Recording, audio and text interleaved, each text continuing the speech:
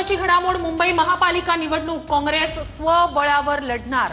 BMC निवडणूक काँग्रेस स्वबळावर लढणार असल्याचं वडेट्टीवार यांनी म्हटलंय। आताची मोठी बातमी, एक मोठी घोषणा काँग्रेस नेते विजय वडेट्टीवार यांनी केली आहे। तर मुंबई महानगरपालिका काँग्रेस स्वबळावर लढणार असल्याची माहिती आता समोर येते। तर मुंबई महानगरपालिका निवडणूक काँग्रेस स्वबळावर लढणार आहे। त्या संदर्भात स्थानिक नेते जे होते, अगदी भाई जगताप असतील किंवा इतरही नेत्यांकडून असाच सूर आळवण्यात आलेला होता। मात्र म्हणून सरकारला आमची विनंती आहे की स्थानिक स्वराज्य संस्थांमध्ये जात पडताळणी प्रमाणपत्र असल्याशिवाय त्या उमेदवाराला पात्र ठरवू नये, त्याचं फार्म स्टँड ठेवू नये, तरच यावर ओरिजिनल ओबीसीला न्याय मिळेल। मुंबई महानगरपालिका अत्यंत महत्त्वाची निवडणूक आहे। काँग्रेसची रणनीती काय असणार, मुद्दे काय असणार आहे आणि स्वबळावर लढण्यासाठी हायकमांड सोबत काही चर्चा झाली आहे का याबाबत? नाही, हायकमांड बरोबर चर्चा केल्यानंतरच आम्ही स्थानिक पातळीवर निर्णय घेण्याचा अधिकार दिलेला आहे आणि आमच्या लोकांनी सुद्धा तेच ठरवलेलं आहे। मुद्दे खूप आहेत। मुंबईची तिजोरी खाली झाली आहे। मुंबईमध्ये भ्रष्टाचाराचे प्रकरण प्रचंड आहेत। खिरापत वाटली जात आहे। आता एक विषय नाही आहे की मुंबईच्या एकूण विकासाला आणि मुंबईच्या आर्थिक सुबत्तेला छेद देणारे सगळी घटना गेल्या किंवा सगळे प्रकार मागच्या सरकारच्या काळामध्ये झालेत, आत्ताच्या सरकारमध्ये होत आहेत। त्यामुळं असलेले डिपॉझिट खाली करून घेतले गेलेत।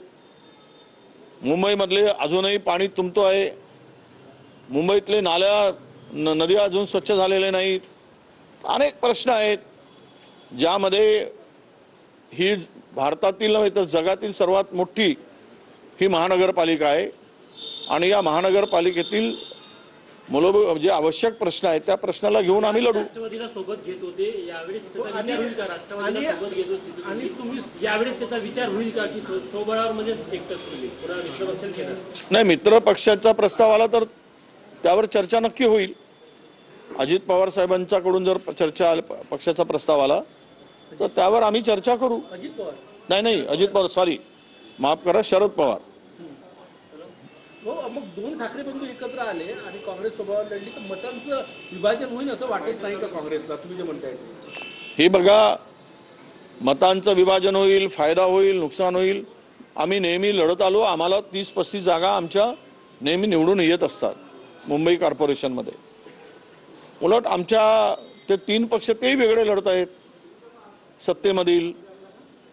म्हणजे भाजपाही वेगळी लढतो इच्छित आहे, शिंदेची शिवसेना सुद्धा वेगळी लढणार आहे, अजितदादांचा गट सुद्धा वेगळी लढायची तयारी करतो आहे। त्यांचं विभाजन होत नाही ना, आमच्याच विभाजनाची चिंता कशाला? ते वेगळे लढले तिन्ही पक्ष, तर महाविकास आघाडीचे तिन्ही पक्ष मुंबईत वेगवेगळे लढण्याच्या तयारीत आहे असं म्हणताय? मला तरी आत्ता सांगता येणार नाही।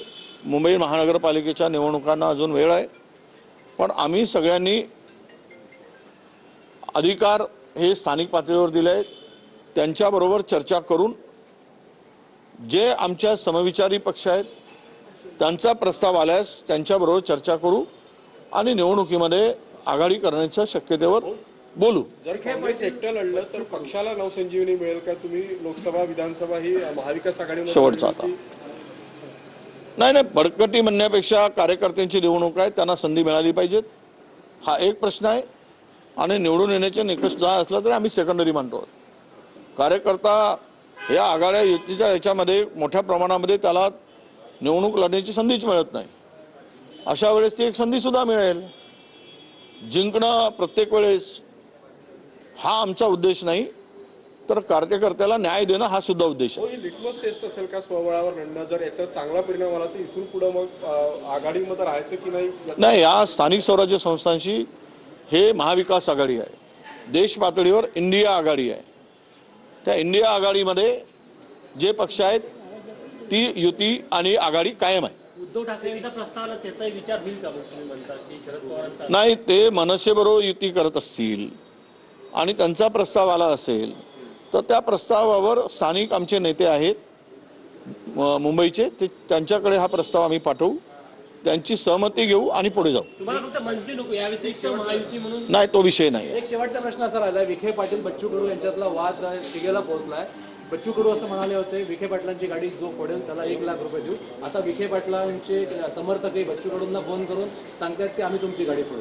त्यामुळे महाराष्ट्राचं राजकारण हे गाडी फोडण्याचं. नाही गाड्या फोडायचं नको, पण एक आहे की विखे पाटलांना आजकाल फार बोलायची सवय जळली आहे. असा रोग झाल्यासारखं ते बोलतायत शेतकऱ्याप्रती. ते कर्जावर बोलतायत शेतकऱ्यांच्या.